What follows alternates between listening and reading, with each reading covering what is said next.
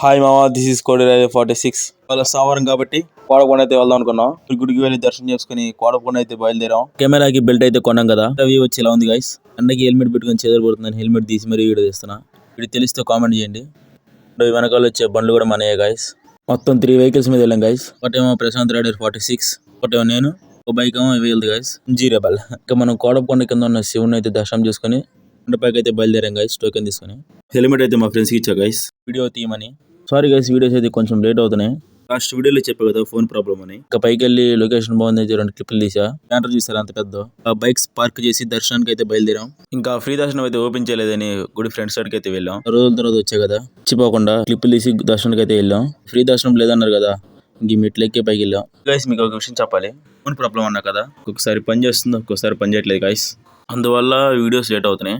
అంటే కష్టమో నష్టమో తెలియదు కానీ నాకు చేతనైనంత వరకు చేస్తున్నా. మీరు సపోర్ట్ చేస్తే నాకు ఆ దేవుడు కూడా సపోర్ట్ గా ఉంటారు. ఇవాళ నా లెక్క ఏంటంటే దర్శనం బాగా జరిగింది. కొన్ని క్లిప్స్ తీసుకొని అంటే ఫోటోలు తీసుకొని ఇంక ఇంటికి అయితే బయలుదేరాం. ఈ వీడియో ఇక్కడ ఎంజాయ్ చేస్తున్నా. సపోర్ట్ చేయండి guys, please like, share, subscribe. By bye guys.